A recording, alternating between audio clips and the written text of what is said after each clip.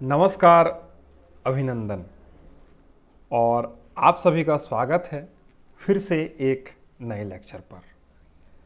जैसा कि आप देख पा रहे होंगे, पॉलिटेक्निक एंट्रेंस एग्जामिनेशन 2018 का जो सॉल्व्ड पेपर है, ये प्रीवियस ईयर क्वेश्चन है 2018 का एग्जामिनेशन का।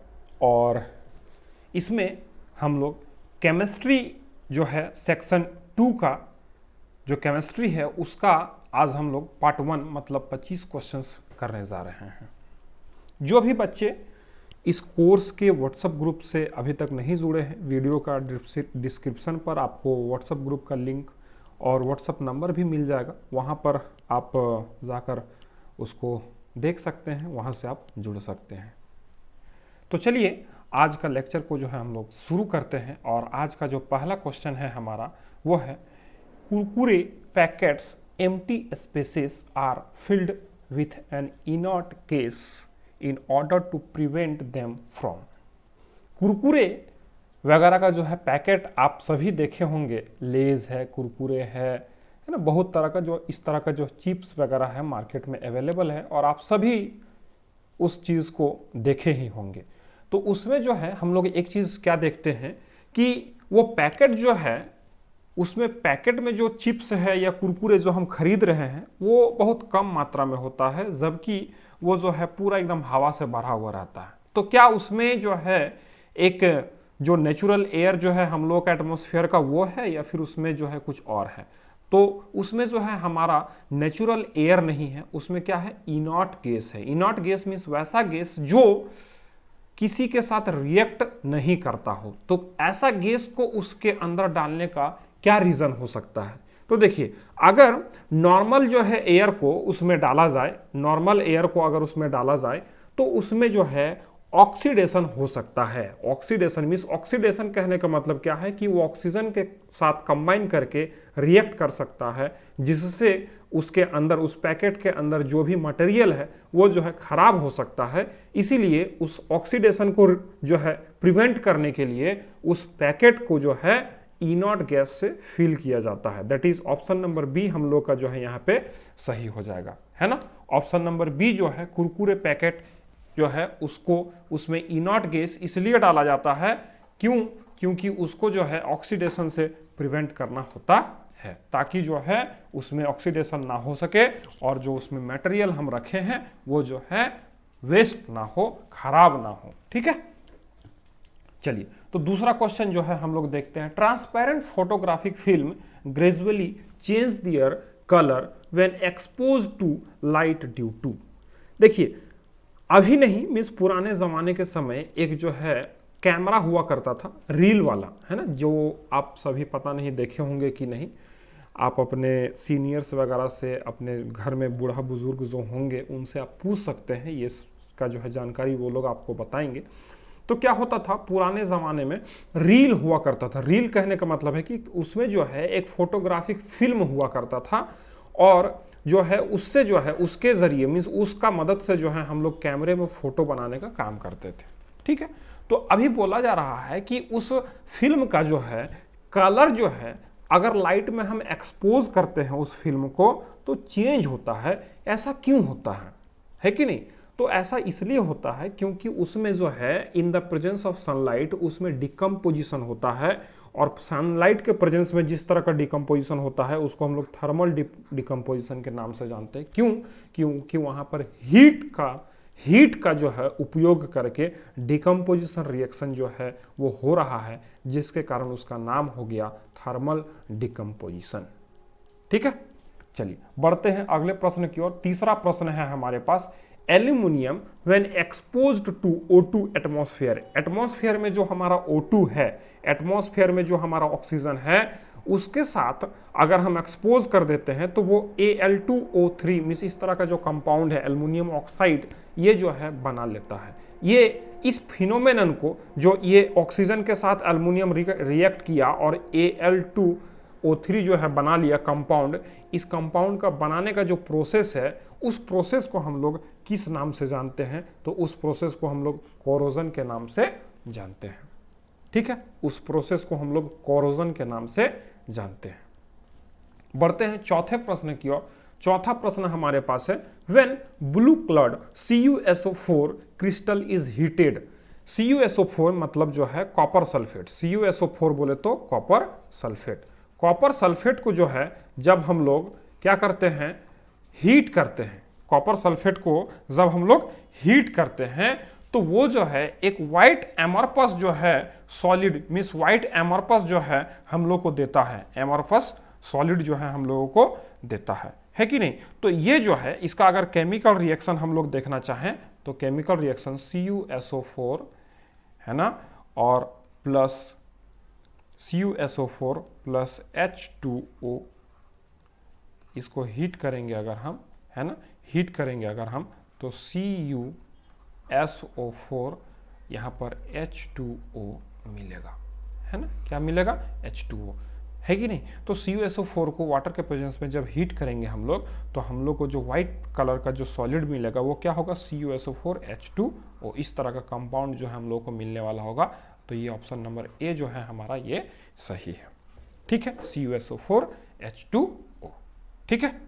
चलिए बढ़ते हैं अगले प्रश्न की ओर, जो है पांचवा प्रश्न हमारे पास है, colour of phenolphthalein in an acidic medium is. Colour of phenolphthalein in an acidic medium is. Phenolphthalein जो है वो एक आर्टिफिशियल मीन्स मैन मेड जो है इंडिकेटर है, सिंथेटिक इंडिकेटर है, ठीक है, जिसको हम लोग लेबोरेटरी में प्रिपेयर करते हैं, किस लिए, ताकि हम लोग एसिड बेस का हम लोग टेस्ट कर सके, अम्लीय है कि क्षारीय है, उस चीज़ का हम लोग पता लगा सके, उस चीज़ का जो है फिनफ्थलीन का जो है वहाँ पर यूज किया जाता है। फिनफ्थलीन जो है इंडिकेटर है, तो इस इंडिकेटर को अगर हम लोग यूज करते हैं एसिड या फिर न्यूट्रल के साथ, न्यूट्रल के साथ, तो ये जो है इसका जो कलर होता है वो जो है कलर जो है कलरलेस में चेंज हो जाता है ना, कलरलेस बन जाता है, ठीक है, कलरलेस हो जाता है वो। लेकिन अगर इसको जो है हम लोग बेस के साथ अगर ट्रीट करते हैं, मतलब बेसिक मीडियम में अगर इस जो है इंडिकेटर को डालते हैं तो हम लोग जो है इसको किस तरह का कलर में ऑब्जर्व कर पाएंगे, ये जो है ऑरेंज कलर का हो जाता है ना, ये जो है ऑरेंज कलर का, मतलब सॉरी एसिडिक मीडियम में जो है हम लोग यहाँ पर ऑब्जर्व कर रहे हैं तो ये तो बेस के साथ ऑरेंज बनेगा ही, है ना, बेस के साथ जो है वो ऑरेंज कलर का ही बनेगा, सॉरी पिंक कलर का बनेगा वो, है ना, पिंक कलर का बनेगा। लेकिन जब यहाँ पर एसिडिक मीडियम में हम इसको डालेंगे तो देख पा रहे होंगे हम लोग एसिडिक मीडियम में जो है टेस्ट करेंगे तो वो कैसा बन जाएगा, वो कलरलेस हो जाएगा, है ना। मतलब फिनफ्थलीन जो है एक ऐसा इंडिकेटर है जिसको हम लोग लैब में प्रिपेयर करते हैं, सिंथेटिक होता है, मतलब मैन मेड, वैसा जो है मटेरियल जिसको हम लोग अपने लैब में जो मैन मेड होता है उसको हम लोग सिंथेटिक मटेरियल के नाम से जानते हैं। और इसी तरह का जो है एक इंडिकेटर फिनफ्थलीन जो है उसको डेवलप किया जाता है हमारे लैब में, केमिस्ट्री के लैब में इसको बनाया जा सकता है। तो इसका जो है हम लोग एसिड बेस का जो है टेस्ट में यूज करते हैं। तो अगर हम इस फिनफ्थलीन को एसिड या फिर न्यूट्रल के साथ ट्रीट करें तो उसका जो कलर होता है वो कलर कैसा हो जाएगा, कलरलेस हो जाएगा, उसका सॉल्यूशन का कलर क्या हो जाएगा, कलरलेस हो जाएगा। और जब इसको जो है हम किसके साथ ट्रीट करेंगे, इसके साथ अगर बेसिक मीडियम के साथ ट्रीट करेंगे तो वो जो है पिंक कलर का हो जाएगा, वो कैसा हो जाएगा, पिंक कलर का हो जाएगा, ठीक है। तो हम लोग एसिड मीडियम के साथ यहाँ पर कर रहे हैं तो ये कलरलेस हो जाएगा इसका आंसर, ठीक है, ऑप्शन नंबर सी। अभी देखिए छठा क्वेश्चन जो है, sixth question, second highest electronegativity element in the periodic table is. Electronegative element जो है वो सबसे जो है सेकंड हाईएस्ट यहाँ पर कौन सा है, तो यहाँ पर फ्लोरीन जो है वो सेकंड हाईएस्ट इलेक्ट्रोनेगेटिव एलिमेंट है, ठीक है, इलेक्ट्रोनेगेटिव एलिमेंट जो है वो फ्लोरीन है, ठीक है। सातवां क्वेश्चन जो है, the element with half field outer most electronic configuration. तो यहाँ पर जो है अगर हम लोग एक एक का आउटर मोस्ट इलेक्ट्रॉनिक कॉन्फ़िगरेशन देखें तो अगर हम लोग जो है एल्युमिनियम का देखना चाहें तो इसका हम लोग लिख पाएंगे 283, है ना, 13 इसका एटॉमिक नंबर है। उसके बाद जो है Mg का अगर हम लोग लिखना चाहें तो Mg का हम लोग लिख पाएंगे 282, इसका एटॉमिक नंबर 12 है ना। उसके बाद बोरोन, है ना, बोरोन का अगर लिखना चाहें तो इसका एटॉमिक नंबर होगा 2 और 3 है ना, इसका एटॉमिक नंबर कितना है 5 है। उसके बाद नाइट्रोजन का अगर लिखना चाहें हम लोग तो नाइट्रोजन का कितना होगा 2 और 5, तो इसका एटॉमिक नंबर कितना है 7 है। ठीक है, तो यहाँ पर जो हाफ फील्ड इलेक्ट्रॉन जो है, मतलब हाफ फील्ड जो है आउटर मोस्ट सेल कौन सा है, मैग्नीशियम है। That is option number B जो है ये हमारा यहाँ पे सही ऑप्शन है। ठीक है, उसके बाद जो है आगे 8th क्वेश्चन जो है, the order of effective nuclear charge is. Effective nuclear charge का जो है ऑर्डर हम लोगों को यहाँ पर पूछा जा रहा है। ठीक है, कौन सा ऑप्शन जो है वो सही होगा। तो देखिए, the effective nuclear charge increases from left to right across period. Period में जो है पीरियड जो पेरियोडिक टेबल होता है उसका जो हॉरिजेंटल रोज होता है उसको हम लोग पीरियड बोलते हैं, है ना। इस पीरियड में अगर हम लोग लेफ्ट टू राइट जाते हैं तो हमारा जो है क्या बढ़ता है,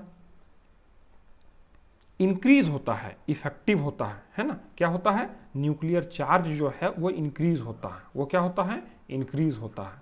ठीक है, तो अगर हम लोग इस तरह से यहाँ पर इस टेबल में देखना चाहें तो हम लोग का लिथियम का जो है वो ज़्यादा होगा इन कंपैरिजन टू सोडियम, और सोडियम का ज़्यादा होगा इन कंपैरिजन टू पोटेशियम, और पोटेशियम का ज़्यादा होगा इन कंपैरिजन टू रुबिडियम, है ना। तो इफेक्टिव न्यूक्लियर चार्ज जो है वो सबसे ज़्यादा लिथियम का, उसके बाद सोडियम का, उसके बाद पोटेशियम का, उसके बाद रुबिडियम का, है ना। इसीलिए ऑप्शन नंबर बी जो है हमारा यहाँ पर सही होगा। ठीक है, चलिए अब आगे चलते हैं हम लोग 9th क्वेश्चन की ओर। 9th क्वेश्चन में जो है हम लोग एक ट्रेड को जो है पहचान करना है ना।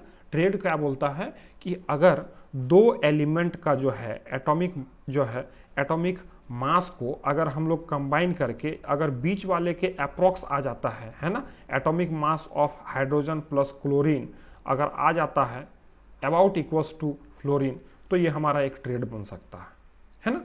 उसी तरह अगर फ्लोरीन प्लस क्लोरीन का जो एटॉमिक मास है उसको अगर ये Br होगा, ब्रोमीन, तो फ्लोरीन और ब्रोमीन का यदि एटॉमिक मास को जोड़कर अगर हम लोग अप्रोक्सीमेटली क्लोरीन के बराबर हो जा रहा है अगर, तो ये भी एक ट्रेड बन सकता है ना।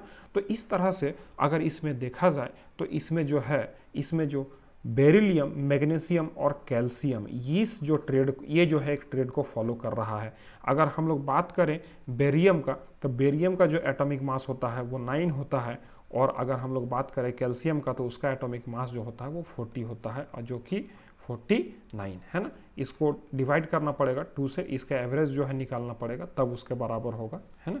तो इसको भी हम लोग डिवाइड करेंगे 2 से, और जो है अगर 2 से हम लोग डिवाइड करेंगे इसको तो कितना हो जाएगा, ये 49/2 it will be equals to 24.3, और जो कि जो है अप्रॉक्सीमेटली इक्वल्स टू है किसके, एटॉमिक मास ऑफ Mg का, है ना।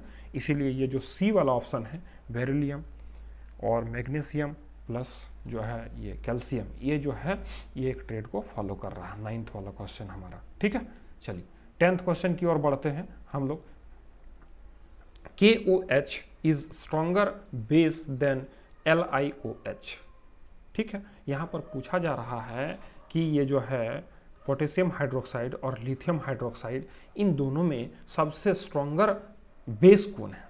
तो देखिए यहाँ पर जो पोटेशियम है वो स्ट्रॉन्गर है in comparison to lithium, that's why हम लोग बोल सकते हैं कि पोटेशियम जो है वो हाईली रिएक्टिव इन नेचर है। इसीलिए हम लोग बोल सकते हैं कि KOH that is potassium hydroxide is a stronger base than lithium hydroxide. ठीक है, चलिए अगले क्वेश्चन की ओर बढ़ते हैं हम लोग। 11वां क्वेश्चन है, hydrolysis of an ester in presence of an alkali is called. Alkali जो है, अल्कली के प्रेजेंस में अगर हम लोग हाइड्रोलाइसिस करते हैं किसी स्टर का, तो उस रिएक्शन को हम लोग सपोनिफिकेशन रिएक्शन के नाम से जानते हैं। ठीक है, उस रिएक्शन को हम लोग सपोनिफिकेशन जो रिएक्शन है उस नाम से हम लोग जानते हैं। अगला क्वेश्चन है, vegetable oil usually contains. Vegetable oils जो हम लोग घर पे यूज करते हैं, रिफाइंड ऑयल, घी, है ना, या फिर डालडा, जो हम लोग वेजिटेबल घी उसको हम लोग बोलते हैं एक्चुअली में, तो वो सब जो हम लोग यूज करते हैं वो एक्चुअली क्या होता है, वो एक्चुअली में क्या होता है बताइए। वो सैचुरेटेड हाइड्रोकार्बन होता है या फिर अनसैचुरेटेड होता है।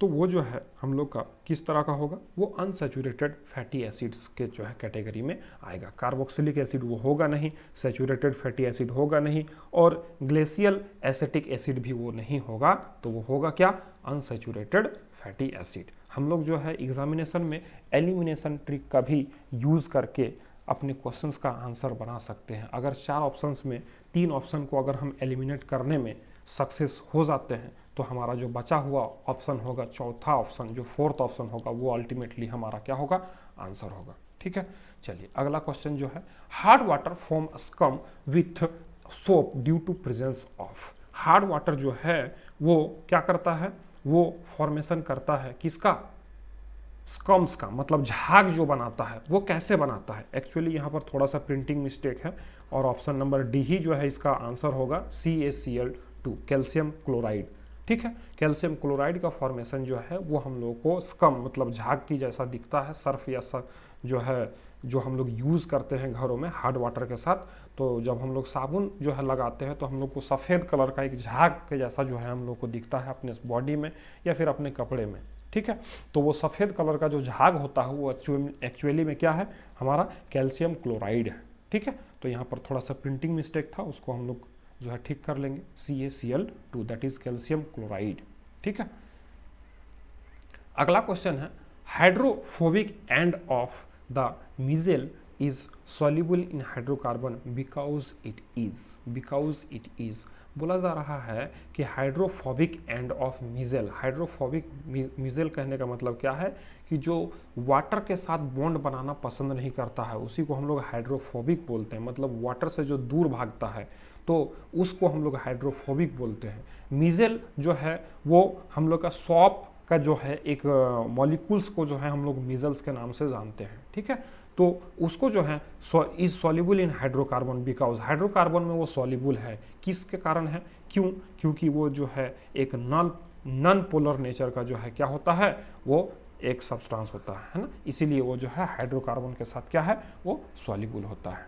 ठीक है, 15वां क्वेश्चन जो है हम लोग चलते हैं। 15वां क्वेश्चन जो है हमारा, compound which does not belong to the homologous series. Homologous series कहने का मतलब क्या है कि वैसा सीरीज जो एक पैटर्न को जो है वो फॉलो करता हो, है ना। जैसे कि मान लेते हैं कि अगर हमारा जो है यहाँ पर CN है और H जो है 2N+2 है, तो इस तरह का अगर कोई एक सीरीज को फॉलो कर रहा है, मीन्स इसी पैटर्न में अगर जो है कार्बन और हाइड्रोजन का यदि नंबर को देख पा रहे हैं किसी भी कंपाउंड में, किसी भी सब्सटेंस में, तो हम लोग कह सकते हैं कि वो एक होमोलोगस सीरीज को फॉलो कर रहा है। जैसा कि हम लोग यहाँ पर अगर देखें CH4 में अगर हम लोग देखें कार्बन का संख्या 1 है, हाइड्रोजन को जो है अगर 2 से मल्टीप्लाई कर दें यहाँ पर 2 × 1 2 और +2 अगर कर दें हम तो CH4 मतलब बन जाएगा ये, है ना, बन जाएगा। उसी तरह अगर हम लोग इसमें देखें 4 × 2 = 8 और 4 × 2 = 8 और 4 12 होगा, मतलब यहाँ पर जो है, यहाँ पर देखिए C2H6 मतलब 2 × 2 = 4 +2 6, ये जो है होमोलोगस सीरीज में है। उसी तरह 3 × 2 = 6 और +2 8, देखिए यहाँ पर होमोलोगस सीरीज, ये ऑप्शन नंबर बी जो है हमारा होमोलोगस सीरीज को फॉलो नहीं कर रहा है, इसीलिए C4H12O will be the answer, है ना। ऑप्शन नंबर बी जो है हमारा यहाँ पर आंसर हो जाएगा। अगला क्वेश्चन है 16th क्वेश्चन जो है, colour of the Taj Mahal in Agra is changed due to. Colour जो है ताजमहल का कलर क्यों चेंज हो रहा है, सभी को पता है कि ताजमहल का कलर का चेंज होने का कारण एक ही है, that is acid rain. Acid rain के कारण जो है वहाँ पर जो है कलर जो है ताजमहल का चेंज हो रहा है। वहाँ का जो एटमॉस्फेयर है वहाँ पर सल्फर डाइऑक्साइड, नाइट्रोजन डाइऑक्साइड, ये सब का जो मात्रा है वहाँ का एटमॉस्फेयर में वो सब बढ़ गया है, और जिससे क्या, जब बारिश होता है तो वो जो नाइट्रोजन सल्फर डाइऑक्साइड है, नाइट्रोजन डाइऑक्साइड है, वो सब के साथ जो वाटर कंबाइन करके एसिड का फॉर्मेशन कर लेता है, और जब वो ताजमहल के ऊपर गिरता है तो वो एक एसिड रेन का जैसा जो है काम करता है, और वो एक एसिड रेन कहलाता है। ठीक है, तो इसीलिए जो है हम लोग वो इसका जो है ताजमहल का कलर का चेंज होने का एक ही कारण है, दैट इज एसिड रेन। तो ऑप्शन नंबर बी जो है हमारा यहाँ पर सही हो जाएगा। अगला क्वेश्चन है 17th question, antacid is used to remove. Antacid कहने का मतलब क्या है कि हम लोग जैसे कि जब हम लोग का पेट वगैरह का भी दर्द करता है तो हम लोग इनो का इस्तेमाल करते हैं। मार्केट में जो है इनो अवेलेबल है ना, सभी आप लोग यूज़ किए होंगे, और अगर यूज़ नहीं किए होंगे तो किन्हीं को ना किन्हीं को यूज़ करते हुए ज़रूर देखे होंगे इनो। तो इनो एक्चुअली होता क्या है, इनो जो है ये बेसिक नेचर का होता है। जैसे कि आप लोग देखे होंगे, अगर इनो को, एक इनो का पैकेट को अगर फाड़ के हम लोग एक गिलास का पानी में डाल दें तो वहाँ पर एक झाग जैसा जो है बहुत जो है वो निकलता है उस पानी से, है ना। तो ये जो है ये बेसिक नेचर का है यूनो, इसलिए ऐसा हो रहा है, ठीक है। तो आप अगर इस चीज़ को नहीं देखे हैं तो आप एक यूनो मार्केट से ला सकते हैं और उसको इस तरह का एक गिलास के पानी में डालकर अगर आप देख सकते हैं तो देख सकते हैं, वहाँ पर जो है इस तरह का झाग का जो है वो निकलेगा पानी में। जो है जैसे ही इनो अगर हम डालते हैं तो वहाँ पर झाग बनकर जो है वो इनो से निकलेगा, ठीक है। तो एक्चुअली में इस बेसिक नेचर का इनो का हम लोग इसलिए यूज़ करते हैं अपने मीन्स एंटासिड के रूप में, चूंकि हमारा पेट में जो है वो hydrochloric acid that is HCl पाया जाता है, HCl हाइड्रोक्लोरिक एसिड। तो जब इसका रेशियो जितना हम लोग के बॉडी में मीन्स जितना हम लोग के स्टमक में इसका ज़रूरत है उससे ज़्यादा जब मात्रा इसका हो जाता है तो हम लोग का बॉडी मीन्स हम लोग का स्टमक जो है वो एसिडिटी उसको कहते हैं। क्या कहते हैं? एसिडिटी जो है वो हो जाता है। एडवर्टीजमेंट वगैरह में भी आप लोग जो है ध्यान देते होंगे कि अगर जो है एसिडिटी आपके पेट में है तो आप इनो जो है ले सकते हैं, ठीक है। तो एसिडिटी को कील करने के लिए जब बेसिक नेचर का कोई मटेरियल जब एसिड के साथ रिएक्ट करेगा तो न्यूट्रलाइजेशन रिएक्शन वहां पर होगा, है ना। तो इसीलिए एसिडिटी को खत्म करने के लिए हम लोग एंटासिड के रूप में इनो वगैरह का जो है इस्तेमाल करते हैं, ठीक है। चलिए अगला क्वेश्चन जो है हमारे पास, chemical compound present in toothpaste is. Chemical compound toothpaste में जो है हम लोग का कौन सा केमिकल कंपाउंड जो है वो पाया जाता है, ठीक है। तो सबसे पहला बात, जो एसिड वाला ऑप्शन है और जो सॉल्ट वाला ऑप्शन है यहाँ से तो एलिमिनेट हो जाएगा। क्यों?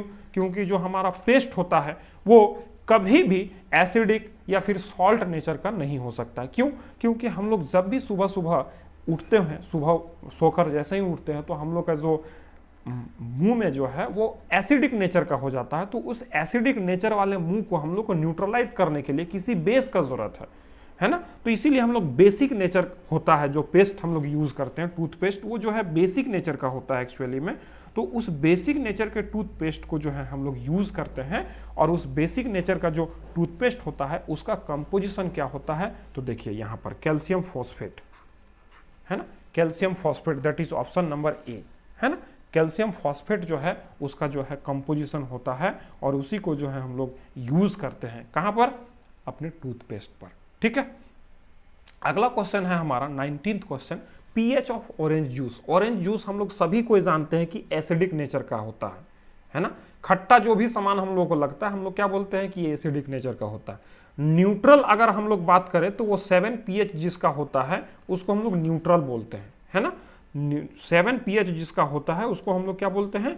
न्यूट्रल बोलते हैं। और अगर 7 से छोटा हो गया, 7 से अगर बड़ा हो गया तो वो बेसिक हो जाएगा, और अगर 7 से जो है छोटा हो गया तो वो एसिड हो जाएगा, है ना। तो इसका मतलब जो ऑरेंज जूस का पीएच होगा वो 7 से तो ऑब्वियसली छोटा होगा। यहाँ पर सारा ऑप्शन जो है वो 7 से छोटा ही दिख रहा है, तो हम लोग तो कंफ्यूज हो जाएंगे, है ना।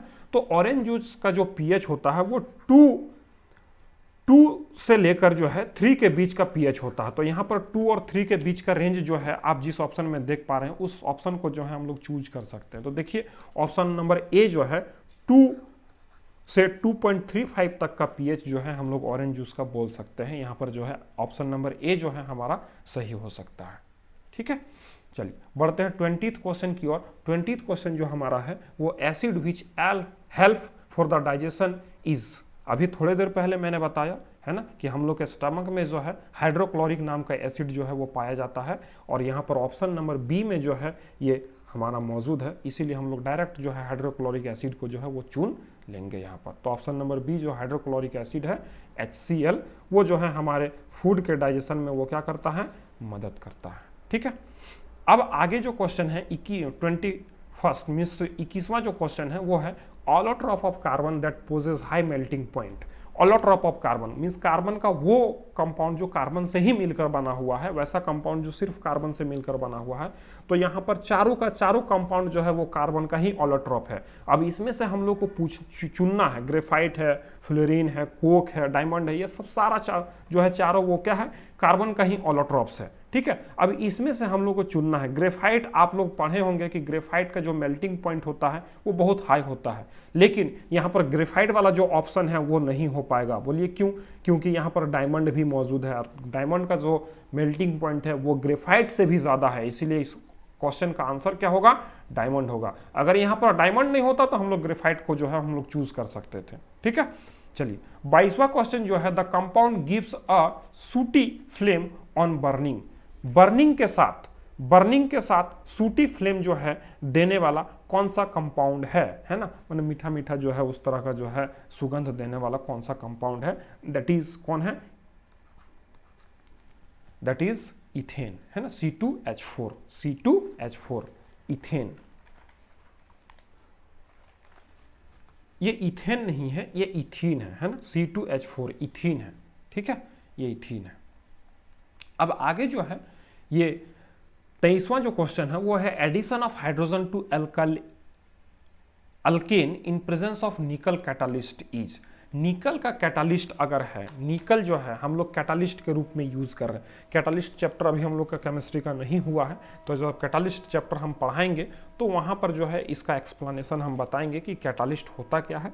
ऐसे यहाँ पर हम थोड़ा सा बता दे रहे हैं कि कैटालिस्ट एक ऐसा सब्सटेंस होता है जो रिएक्शन में पार्टिसिपेट नहीं करता है, लेकिन जो रिएक्शन रेट ऑफ रिएक्शन है उसको जो है वो इंक्रीज कर देता है, मतलब जो है रेट ऑफ रिएक्शन को जो है वो बढ़ा देता है। ठीक है, तो यहाँ पर जो है हमारा इस क्वेश्चन का जो 23वां क्वेश्चन है उसका आंसर अगर हम लोग ढूंढे, जैसे कि इसका अगर जो है अल्कीन जो है अगर C डबल बॉन्ड इस तरह का जो है हम लोग अगर बात करें, है ना, इस तरह का अगर हम लोग बात करें और इसके साथ जो है निकल कैटालिस्ट का यूज करें, तो यहाँ पर जो है कार्बन के बीच में डबल बॉन्ड और यहाँ पर जो है एक एडिशन हो जाता है किसका, कार्बन चैन का, है ना। तो यहाँ पर एडिशन और एलिमिनेशन जो है रिएक्शन, इसको हम लोग बोलते हैं, that is addition and elimination. तो यहाँ पर 23वां क्वेश्चन का जो आंसर हो जाएगा वो एडिशन एंड एलिमिनेशन है।